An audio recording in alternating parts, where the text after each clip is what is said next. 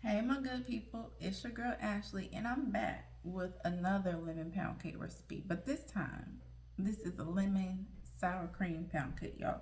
Very different from lemon cream cheese. It rises a little bit different. It's like a little nice golden brown, a nice crust at the top. Let me show you. Now, you're not going to see that part because I flipped it. But y'all, this cake is one of my favorites, okay? So, we made the icing with my secret ingredient, y'all, condensed milk.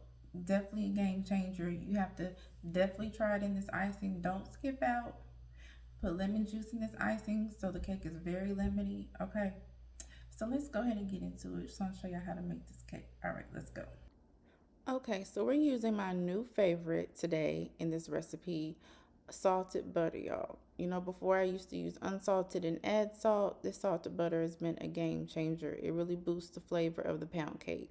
Still slowly adding in my sugar because I just feel like that's key for everything to incorporate real nicely. All right. And then we let that cream together for about 5 minutes until it's nice, light, and fluffy. It's very important to make sure that your butter, of course, is at room temperature. You don't want cold butter for this process, and you don't want your butter to be too soft because it can also cause issues with your cake. So once it starts to get to the point where it's ready to go, we start adding our extracts. We're using lemon extract. Correction, we are using lemon emulsion. You can also use lemon extract, but I really like the way the lemon emulsion really infuses the batter with flavor. So emulsions is something that I've been using a lot more often lately with my baking. We're adding our eggs one at a time into this recipe until they're nice and incorporated. We only add them until blended. So don't just keep mixing and mixing because you'll overmix, only until combined. Scraping down the side of our bowl, and then we're adding our flour in here. We're using all-purpose flour. You can use cake flour as well. And we're alternating with our sour cream, which is also at room temperature. You want to use full fat sour cream. You can use Greek yogurt. I don't use Greek yogurt, that's not my thing. But you can also use Greek yogurt in this recipe instead of using sour cream as well. Once your sour cream has been like sitting on the counter, before you start this process, you want to like give it a stir, because with the settling and all of that, then you want to make sure that it's nice and blended. You know how sour cream does when it sits for a little while. All right, so you keep going through this process. Make sure that you start with flour and that you always end with your flour. You want to go ahead and have your oven at 325 degrees and have your pan and your baking spray ready to go. We don't prep our pan until we get ready to pour our batter into our pan for best success, okay? Because the spray or whatever you may use can settle and then cause your coating to not be as effective. Okay, so we gave our cake our last mix by hand before adding it into our bump pan. All right, so we're spraying it, spraying it, spraying it, and got a nice little spray this time. But I've been so used to using my pastry brush that I just came in and evened out the spray. And this is just a thing with me now. Then we pour our batter into our pan. You know, my batter is always thick. If you're new to my channel, my batter is always thick. It doesn't just like easily pour into the pan. I love a nice dense pound cake. So we're gonna go ahead and add our first layer, smooth that out so we don't have any issue with tunneling in our pound cake, right? And then we add our last portion of batter on top, and we do the same thing and we smooth the top. Now you can tap it to release any air holes as well. I did that, but I just didn't film that part this time. But definitely a few taps on the table doesn't hurt. I don't try not to tap on my Lazy Susan because I don't want to crack it, but it has withstood a little bit of tapping that I've done over time. All right, so here's our cake when we took it out of the oven. Look at that nice little crack on top. I love that, how the pound cake just creates that nice little character. All right, nothing wrong with that. If you're new to baking pound cakes, that's part of pound cake character. All right, so we're gonna let that cool completely before we add our icing. But let's go ahead and create our icing or our glaze, whichever you want to call it. Let's call it a glaze since we're just doing a nice pourable type thing.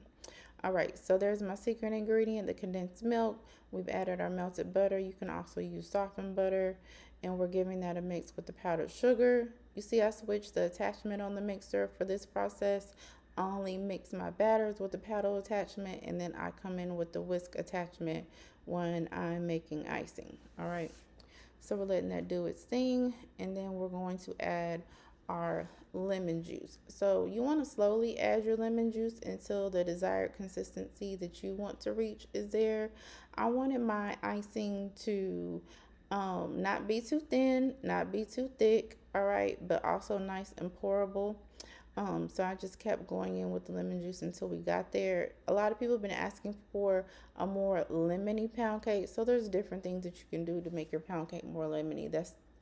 That's not really what I was going for, but with the way that we made the icing for this cake, it is more lemony than, let's say, the lemon cream cheese pound cake, because it really has a lot of lemon in this glaze.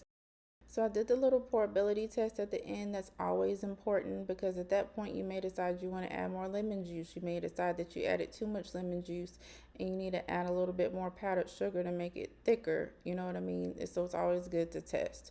So I did a nice pour. Then I saw, I had some areas in the middle of the cake where they weren't covered. That's not the look I was going for, so I decided to keep going with the icing. And then I just came in with my spatula to give it a little bit more evenness. So I kind of have two coats, but the coat designs were a little bit different. All right, so we're gonna go ahead and cut this thing. And I don't know why my focusing was off with this part, but y'all see it. Y'all see it, and you all be able to see the slice just fine. So that's what's most important. Oh, love how it came out. Okay, let's get into the taste test. Let's give it a try, shall we? I think we shall. Oh, that crust is crusting.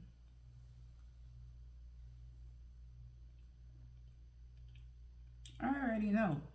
I ain't even gotta. I already know. That icing is real lemony. I only got like a little bit with the cake, and I can already taste all the lemon flavor bursting up in there. And it's got that little. The ice is not crispy, but it's not so soft. It's got that nice little finish, almost like a frosting nut, right? I'm back over here at the with that crust. All right, so I don't want y'all to miss out. So go ahead and grab the recipe in the description box, or it's linked first in the comments, okay? Don't be stingy. Make sure that you share, like, subscribe if you haven't already, and catch me back for more over here with the like butter. Bye.